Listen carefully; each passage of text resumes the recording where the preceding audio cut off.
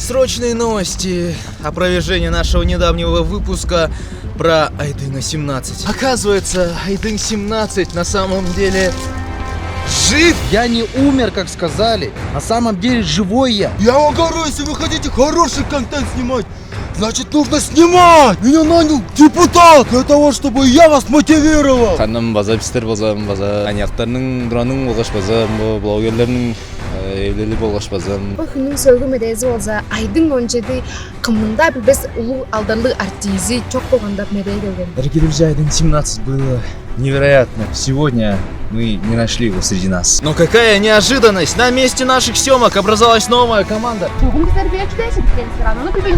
качестве директора телеканала БТРК я так и не понял, что мне нужно делать. В связи с тем, что наш директор Алеша Саренович ушел на БТРК, новым директором канала становится и я! Телеканал 217 сейчас начинает свой новый рассвет. Ждите нас в следующем сезоне.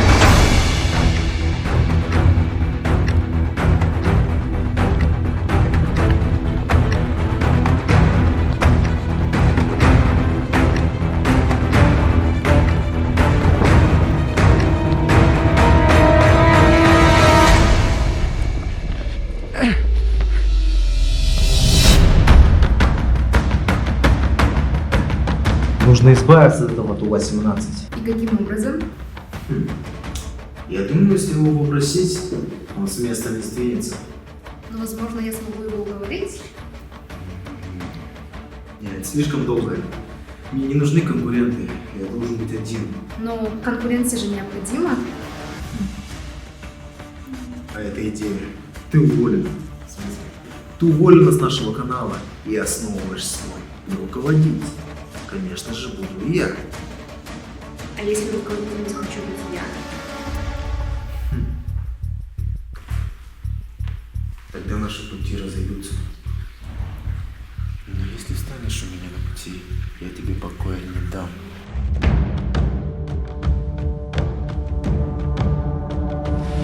Поэтому я предлагаю тебе сделку. Какая твоя выгода? Я боролась за место директора 5 лет, но его занял этот недалекий. Я так просто не сдамся.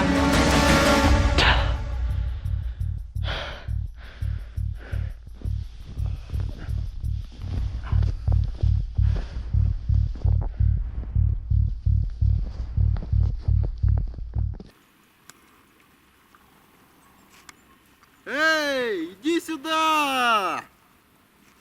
Здравствуйте! Не подскажете, где я нахожусь? Я вот заблудился просто. Живописность этой природы просто нереально зашкаливает.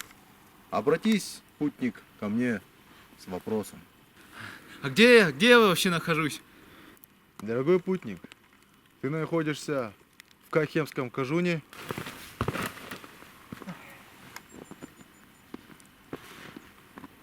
Дорогой путник, куда путь держишь?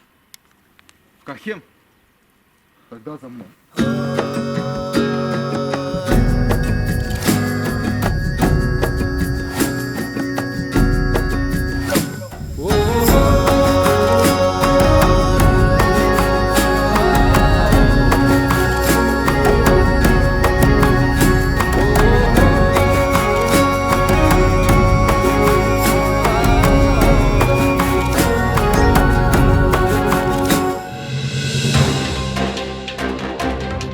Его звали Сайдаш, и он не обещал возвращаться. Главный репортер телеканала ТВА-17 Сайдаш Арсенович уже несколько дней не выходит на связь. Напомним, что руководство ТВА-17 приняло решение о постранении журналистов в пользу Эмира с его программой «Работающая, неработающая молодежь». Если честно, разницы никакой. Юлия Барбакова, Буян Салчак. Да это полное! Путник, зачем выражаться некрасивыми словами? Мне нужно срочно домой, пока этот психопат не купил Ту-18. Кстати, Кахемский Кажун – один из самых больших в республике после Тоджинского. Учитывая, что мы в Ильинке, пешком тебе придется идти 26 часов. Ну раз здесь есть Юля из БГТРК, с ней надо поговорить. Если честно, я не понимаю, путник, зачем ты хочешь домой, если этот район такой красивый? Ведь он является одним из самых туристических зон Республики Тыва. Здесь интересно абсолютно все. разнообразие ландшафтов, красота природы. Очень красивый Кожун, который должен посетить каждый. И вообще, тем более, попутчики едут туда всегда вечером. У тебя есть возможность прогуляться по нескольким районам. Ну ладно, посмотрим, какой этот ваш Каахемский Кожун. Каахемский Кожун. Не передать словами ее красоту и ее уникальность. Кожун расположен на северо-восточной части республики Тыва, в Улухемской котловине на Каахемском плоскогорье. Район создан Сетувинским учредительным хуралом в августе 1922 года.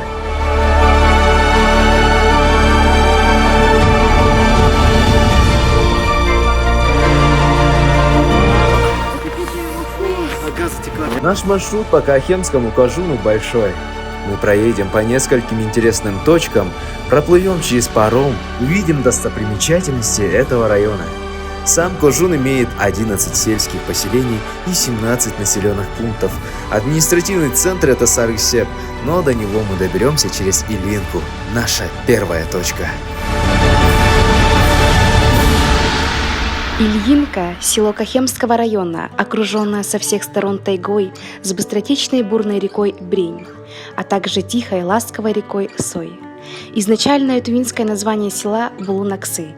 После революции 2 августа 1918 года с разрешения Тувинского района, проживавшего в местечке Ажик, на место приехали русские переселенцы, забили первый кол и стали строить первую избу. Было это в православный Ильин день. Отсюда и пошло название села Ильинка. В детском саду «Гномик» реализуется губернаторский проект «Кюреш. Детские сады». Дорогие мои ощущения, мне так стыдно. Оказывается, я храпела, на всю машину. Как так можно? Я даже немножко записал, это будет в проекте. Я сейчас такой пум. Короче, как-то мне стыдно с ними ездить. Я могу сказать, что на улице не так уж и холодно, но все равно холодновато.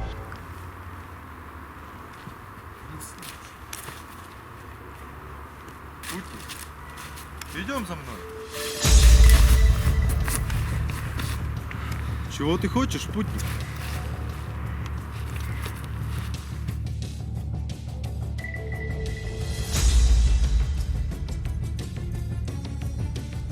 Пойдем за ними.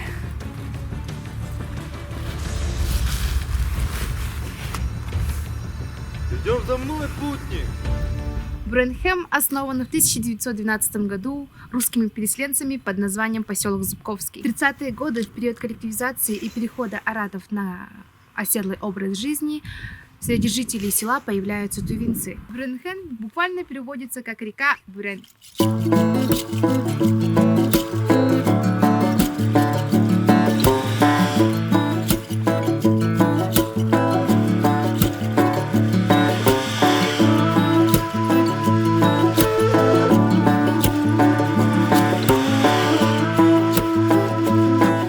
В 1907 году на берегу Енисея здесь поставил свой первый дом Ступин. Затем к нему присоединились еще 28 семей. По всему берегу росла боярка, и с приходом весны все благоухало ее ароматом.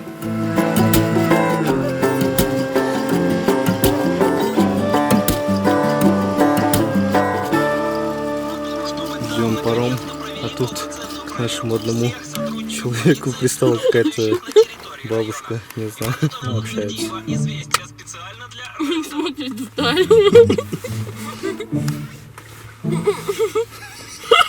Бабушка целую историю рассказывает. Такой ответ.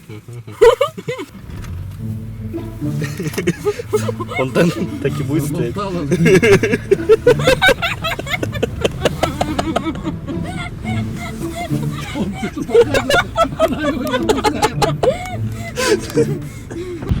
Такая неописуемая красота стоит перед тобой, Буян. Как ты можешь это описать?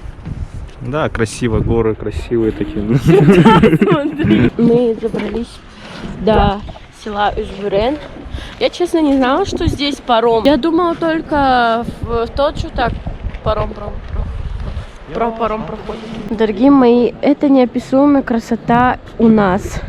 перед нашими ногами. Куда ты пропал? Я пропал куда? Сами видели, слышали. Как тебе был диалог с бабушкой? Заболтала. Мы видели, Да? как ты смотрел вдаль. Да, спасите.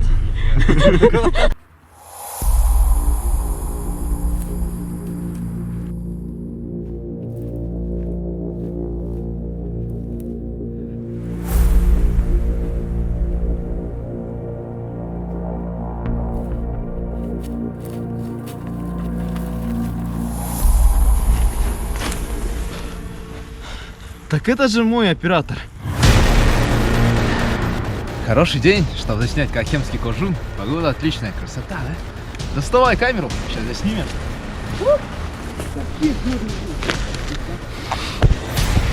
Эй, отпустите его! Что вы делаете? Его держать! В этом году, 29 августа, было открытие сквера имени Брагина в селе Бюрен-Байхак. Сквер отремонтирован по проекту сформирования комфортной городской среды. Слушай, братишка, ты, кажется, на Супермена похож. Нет. Короче, сегодня мы, кажется, хотим замутить новый бизнес! Ман, это новое время новых бизнесов, новых начинаний. Вы просто должны посмотреть нашу презентацию, вы все поймете, все поймешь. Братан. Вы абсолютно все поймете. Почему? Потому что вы же поймете, правильно? 2 года назад мы были обычными пацанами. Мы посмотрели это видео, поехали сразу в Москву, кинули все, и теперь мы успешные ребята. Меня кинул даже, представляете, дорогие друзья? Вот настолько он хороший. Это уровень. Это просто уровень.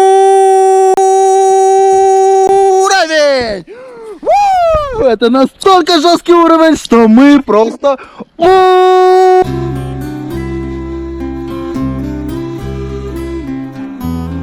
Изначально село называлось Знаменка. Основан был в 1904 году. Село находилось на берегу протока Малого Енисея, побережье которого было усыпано желтыми цветами калужницы. Поэтому тувинцы назвали деревню Сарыксеп – желтый проток. Население Сарыксепа на 2010 год чуть больше 4000 человек. Кроме того, в Сарыксепе зарегистрированы абсолютные максимумы и минимумы температуры Республики Тыва. Например, минус 60 зимой и плюс 60 летом. Знаете, дорогие друзья, на самом деле, перед тем, как мы снимаем для вас информационную часть, мы заучиваем текст немного. И поэтому я сделаю сегодня немного по-другому. Я вам специально прочитаю текст вот отсюда. Так что, дорогие друзья, 22 октября для всех жителей села Сарыксеп проходит еще одно историческое событие. Открытие молодежного сквера, благоустроенного в рамках федерального проекта формирования комфортной городской среды. Так что вот, дорогие друзья, сквер был построен совсем недавно здесь, в селе Сарыксеп. И сейчас мы тут находимся, и это на самом деле очень красиво и живописно. Мне кажется, слышь, вот эта тема была еще и в Пихемском кожуне. Помнишь, там, где Сайдаш с Наташей шли? И там еще была скамейка примирения. Вот, типа, они только разделены, походу. Прикольный Сарыксеп, почти как Кызыл. Да? Так точно. Не, ну давайте там. Здравствуйте! Скажите, пожалуйста, что вы знаете про Сарыксеп?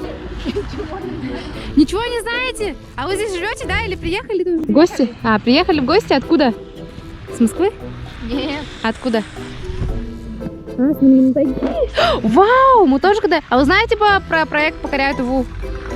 Нет? Вот, девочки, подписывайтесь на наш канал «Братян». Братян? Братян 7, да. И там найдете наш проект «Покоряю Тыву». Мы его сняли, короче, запомним. Понятно? Как вам обращаться? Шегне. Хорошо, ладно. Обязательно. Вот девочки что-то сбежали от меня, не знаю. Я, наверное, такая страшная, да? Ладно, спасибо, девочки. Мы приедем в Ингунтайгу. Что-то я девочек напугала, походу. Мальчики, здравствуйте. А вы чего, без куртки? Мы в школе. А, вы в школе, да? А сколько весит облако? Сколько? Сколько весит облако? Облако? 1 Да. грамм. 1 грамм? А ты как думаешь? Нисколько. Нисколько? Вообще не весит? У вас перемена, да, идет? Да. А сколько именно длится перемена? Ну, по-разному. Бывает Поделитесь день. нашим? А, не надо. Ладно.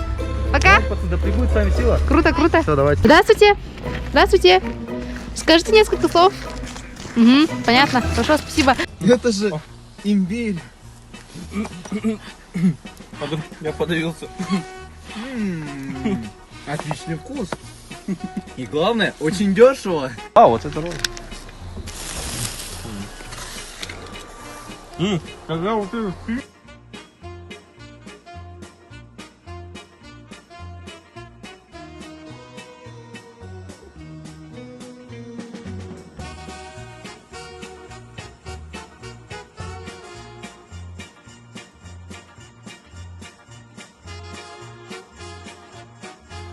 Фуд Кызыл.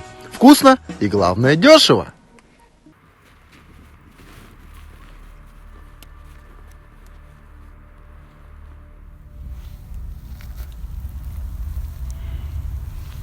Путник, мне не очень нравится то, что они на своей машине, а мы ходим пешком. Видимо, пришло время с ними встретиться.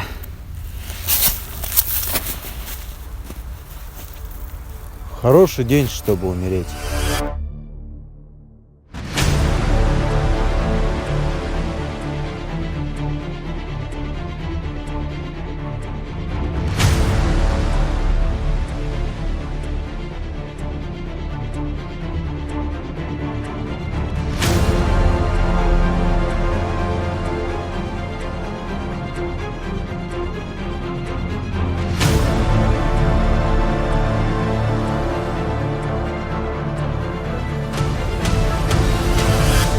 Наконец-то мы с тобой свиделись. Я пришел договориться. Оставь такой мой канал. Неужели ты не понимаешь? Свобода слова для тебя пустое место в журналистике. Свобода слова – это самое главное. Мы несем правду, а ты эту правду губишь. Никому сейчас не нужна правда. Нужен хайп. А у тебя его нет.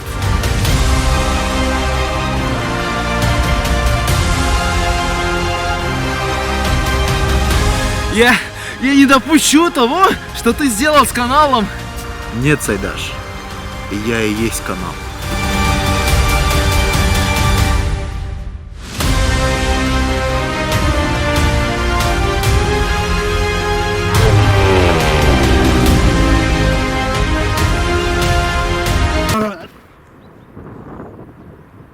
А зачем это нужно было?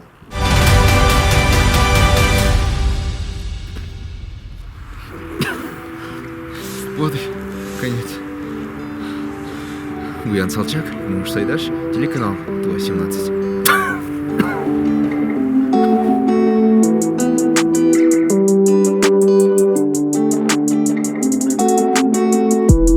Tünelerde cüvlesen neyhünep Uygu düşünce bola girdin Kanca butup olurla Şınharıdan tıpçı perdan Tünelerde cüvlesen neyhünep Uygu düşünce bola girdin Kanca butup olurla Şınharıdan tıpçı perdan